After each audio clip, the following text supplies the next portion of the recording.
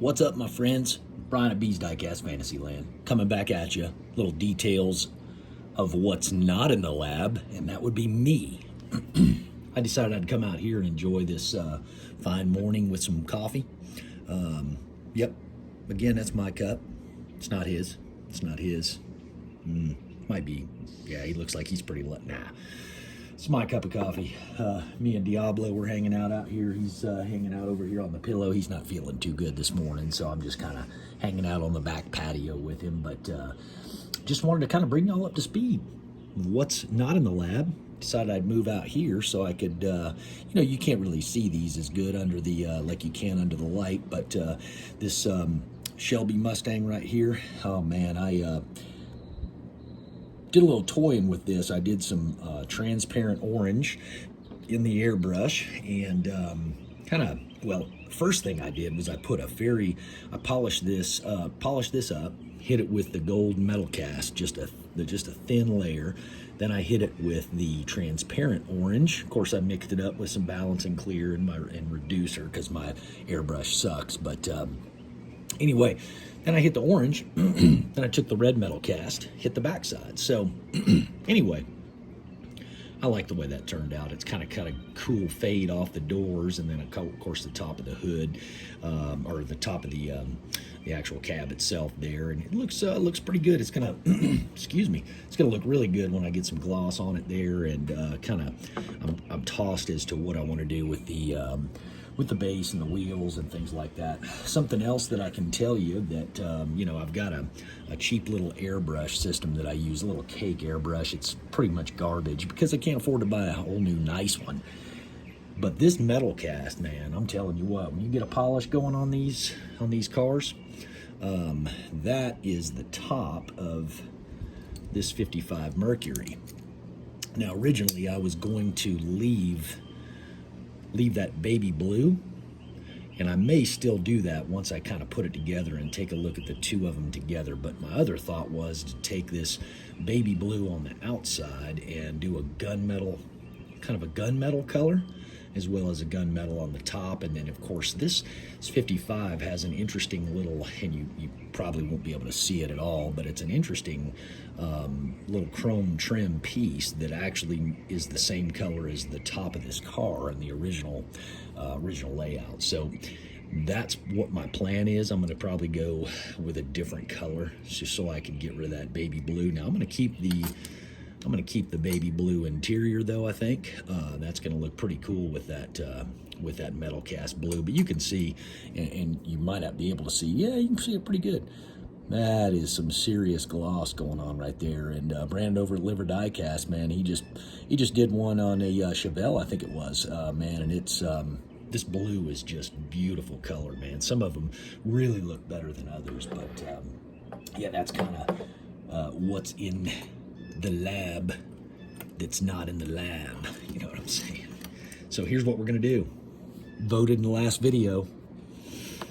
This was our winner, the Gasser. Time to take that sucker up out of there and take a look at it. So what I'm actually going to plan on doing with these cards, I'm going to end up keeping these cards, and probably use it for a back display of some kind, is where I can kind of run that edge pretty good there. But I'm going to go ahead and pull a little slice real quick right across this bottom edge, and we're going to take this car out and see how she looks. And man, I'm telling you, these blades right here are some kind of wicked, man. You got to be careful with these things.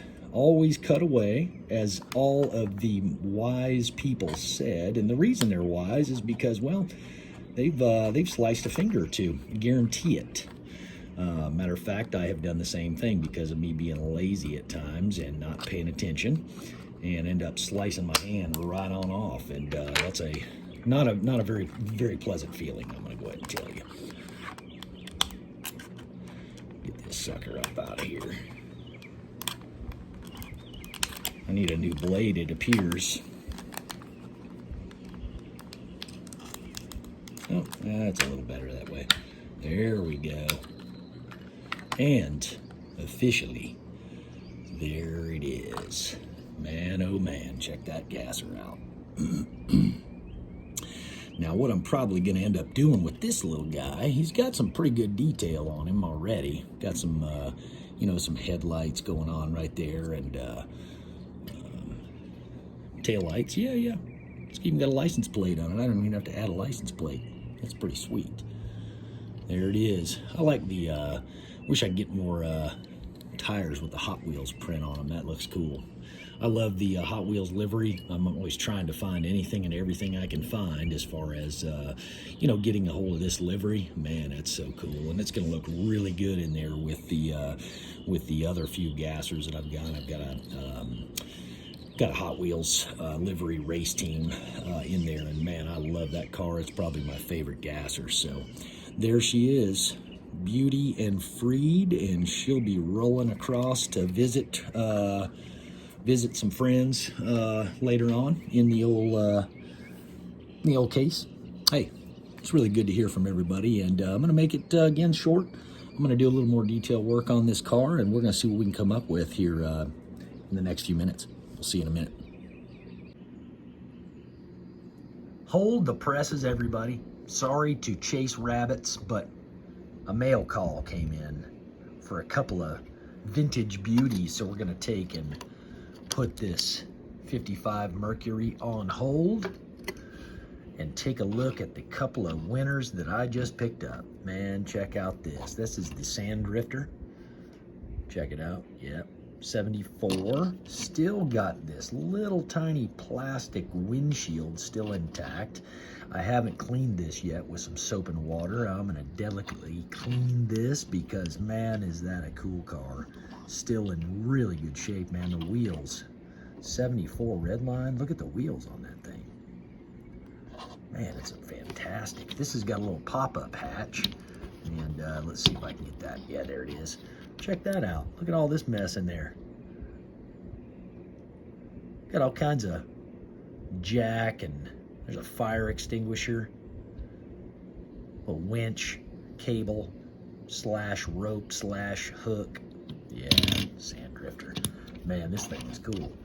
Such great shape, man. I got this thing for the amazing price of $6. Yes, $6. And something that I've always wanted is one of these heavyweights. And I got the fire department one, which is fantastic because, number one, they're superheroes, saving people's lives out there, risking their lives. And man, it's just dirty. I mean, even the windshield, I mean, it's kind of scratched up a little bit. But you know what? Got this whole thing here. Are you kidding me? You won't believe how much I paid for this. There's a 69, so that would have rolled out in the good old 70s, right at 70. Such great shape, man. Look at the wheels on this thing. Even the little tail lights are still showing. And I don't remember if this is yeah, it is a Hong Kong. So I'm gonna put this under a black light and see if those glow, because they're supposed to glow if they're Hong Kong. I'm not sure what year they stopped doing the glow tail lights. Not as familiar with them, still learning all about these red lines and having a good time with them. But anyway, there's my little fire department truck, and man, really in good shape.